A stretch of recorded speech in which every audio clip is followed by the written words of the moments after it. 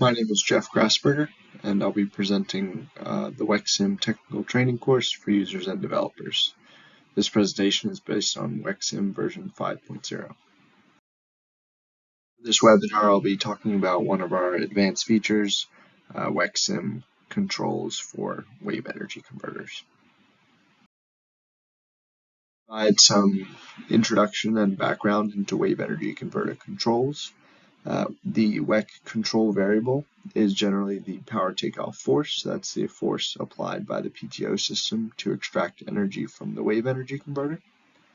On the left-hand side, you can see a block diagram where the WEC velocity is fed into the controller, and this is used to determine the optimal PTO force.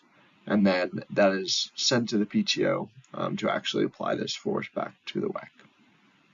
On the right-hand side, you can see a Wecim Simulink diagram where the force is being fed from the controller to the PTO, and the PTO is actually applying that force. Within the Wecim Simulink model, a controller can be added using first a PTO with actuation force, and then that can be used to feed the response into the controller, which is just a subsystem. And then within the controller, you can apply different gains, different control methods, which I'll get into in the next few slides. But in this case, a proportional controller is used, and the force is output and fed back into the PTO. So I wanted to provide a little more context and background on optimal control to maximize the harvested power of the wave energy converter. Power transferred to the WEC can be maximized through what's called complex conjugate impedance matching. First, the WEC intrinsic impedance depends on the mass, the added mass, radiation damping, and the hydrostatic stiffness, with the added mass and damping based on the frequency of oscillation. And the controller can be designed to match the complex conjugate of that impedance value. This allows the natural frequency of the system to more closely match the wave frequency to maximize energy transferred from the waves to the device. Below that, you can see the natural frequency a little above 0.2 hertz, and that value can be shifted by matching the complex conjugate at the specific wave frequency. Also wanted to note that this is just maximizing the energy transferred from the waves to the WEC, and it doesn't include the electrical power maximization, which I'll get to in some later slides. Next, I'd like to go through a few example WEC control types. First, we have passive control, which is applying a damping force to the device. Then reactive or proportional integral applies a damping and a spring force. Next, phase control consists of both latching and declutching. Latching is used to lock the device for part of the oscillation in order to slow it down to match the wave frequency more closely. Declutching allows for releasing of the device to move freely for part of the oscillation to speed it up to match a faster wave frequency. And model predictive control predicts and optimizes the dynamics to maximize power at each time step. The previous control methods that I introduced are all part of our control example suite within the Wecim applications repository. So within that Wecim applications folder, under the controls folder, we have each of those control examples demonstrated in Wecim. Go into a little more detail on the passive controller. The applied PTO force in this case is proportional to the velocity. So our proportional gain in this case is a damping coefficient, Kp, that is multiplied by the velocity to determine the PTO force. For regular waves, the theoretical optimal gain can be determined based on the hydrodynamic coefficients as shown. And this method requires no input power, hence it is a passive control method. Within Wecim, the application of the passive controller is fairly simple, just multiplying the velocity by the proportional gain to determine the applied PTO force. So just a damping force, and in this case the theoretical optimal gain is calculated in our example, and a sweep of proportional gains are applied. As you can see, the theoretical optimal matches well with the simulation results and achieves the largest mean power, negative power in this case being power harvested from the system. Reactive control is relatively similar to passive, except that it adds the integral gain. In this case, the PTO force is proportional to position as well as velocity, applying a damping and spring force. The theoretical optimal gains can again be calculated, and in this case, the reactive component requires input power, but this can be used to generate a larger power harvest than with the passive controller. For the reactive controller, the theoretical optimal gains can be calculated, and here sweep was completed of different proportional and integral gain values, and the theoretical matched the point where the maximum controller power was achieved. Again, negative power being power harvested. For latching control, this combines a passive controller while locking the device in place for part of the oscillation. On the right-hand side, you can see the latched part of the oscillation where the velocity is very close to zero, and this allows it to line up relatively well with the period of the excitation force. And the braking force used is shown there based on the mass and added mass. And the theoretical optimal latch time in regular wave conditions is equal to half the difference between the wave period and the natural period of the device.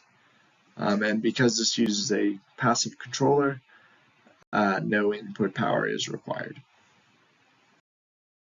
For the Wecim applications latching controller example, the theoretical optimal latching time can be calculated and a sweep of different latch times applied as shown. In this case, the optimal latching time actually turned out to be slightly lower than the theoretical optimal, but this is likely due to some imperfect latching within the simulation.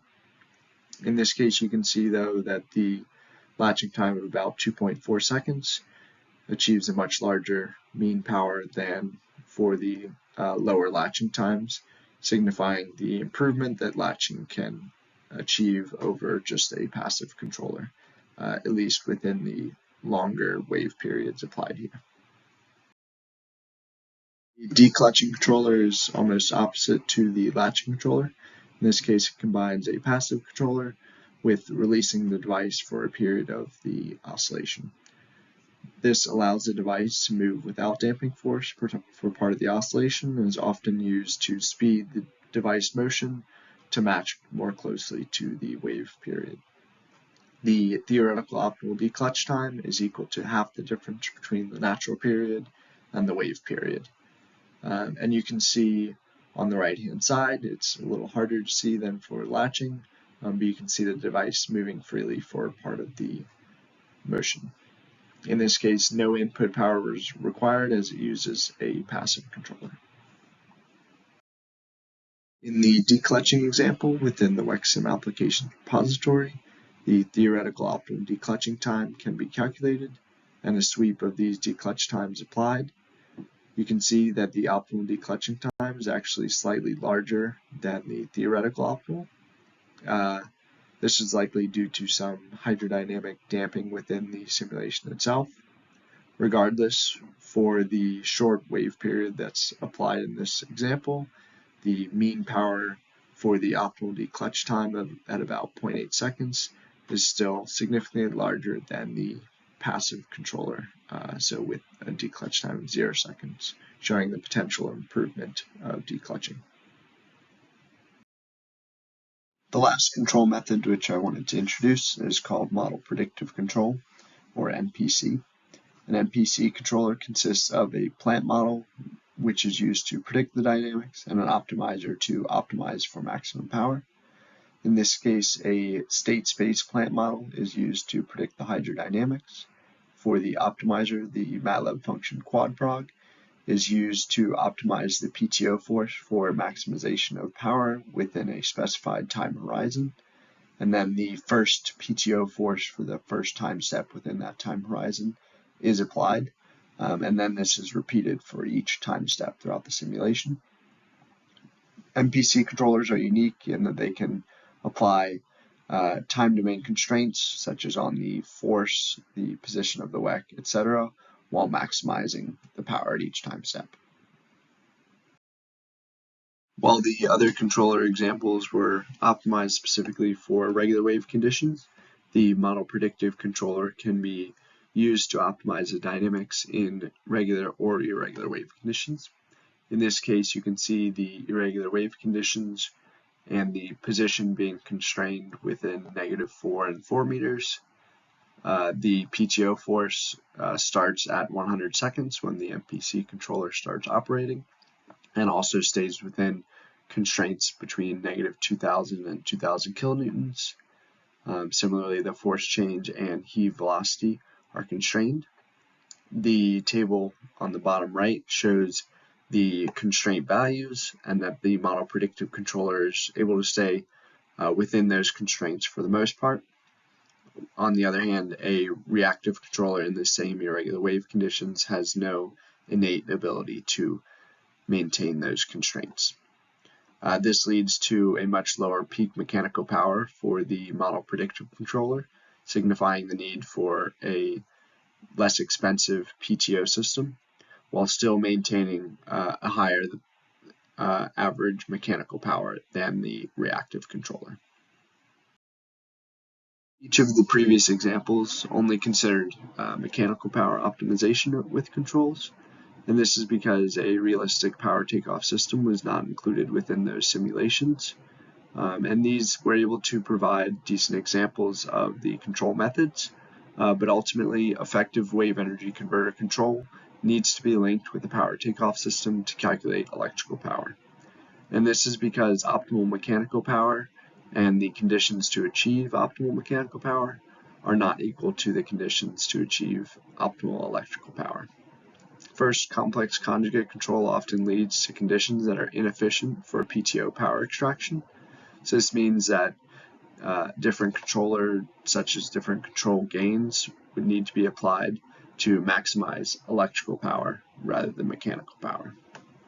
For the Wecim controller example integrated with PTO-Sim, we'll be using a reactive controller to determine the desired force, and then feeding it into a direct drive realistic PTO system to apply that force and calculate the electrical power, as shown in the bottom. The WEC control example with integration with PTO-Sim combines a reactive controller and a simplified direct drive PTO system. The reactive controller is the same as introduced previously, although we'll alter the gain some on the next few slides. The simplified direct drive PTO system is based on the Allied Motion Megaflux frameless direct drive torque motor, with the PTO parameters shown on the left-hand side, and the Simulink PTO-Sim model shown on the right above that.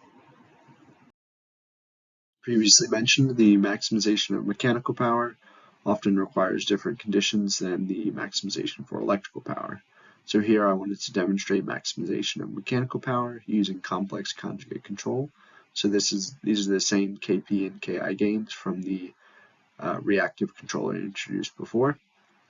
The controller, or ideal power, again, is still about 1400 kilowatts of harvested power, negative power being harvested in this case. Then the mechanical drivetrain power is able to maintain a significant portion of that at about 1300 watts. On the other hand, the generator is required to provide a very significant input electrical power, and this is because the electrical power losses are very significant under these conditions to achieve mechanical power. So in order to achieve mechanical power, significant input electrical power is required from the generator rather than harvesting any power in this case. On the other hand, the proportional and integral gain sweep can be completed to determine the conditions for supporting maximization of electrical power. In this case, a larger proportional gain and a smaller magnitude integral gain was able to maximize for electrical power. Noting again that negative power is power harvested, we can see that the controller as well as the mechanical drivetrain power are significantly less than for the mechanical power maximization. On the other hand, the generator is able to achieve significant electrical power harvested. So while the mechanical power maximization required significant input electrical power, the electrical power maximization with the realistic PTO system is able to achieve about 84 kilowatts of harvested electrical power. So by considering this realistic system, we're able to consider the appropriate conditions for realistic power extraction in terms of electrical power. Lastly, I just wanted to bring up our controls examples within the Wecim application repository. So within the Wecim applications folder, go to the controls folder. We have each of our examples: passive, reactive, latching, declutching, mono predictive control, and lastly, the reactive controller with the PTO-Sim system. I'm not going to run each of these to show, but I will show the reactive PTO system. First, the Wecim input file contains the defining of the controller, KP and KI gains, as well as the PTO-Sim block and those parameters. The user-defined function script is used to plot the results of the simulation. The MCR build gain script and the user-defined functions MCR scripts are used to run the sweep of the different KP and KI gains and then plot them. Then we have the SLX file, which first is just a simple Wecim Simulink model with a PI controller and direct drive PTO system, as shown here.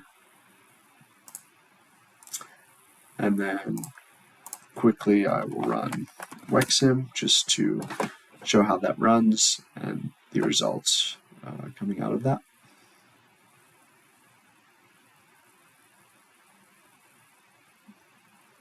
So the user-defined function script outputs some of the power results and then plots some of these different power results and ultimately that same plot I showed on the last slide.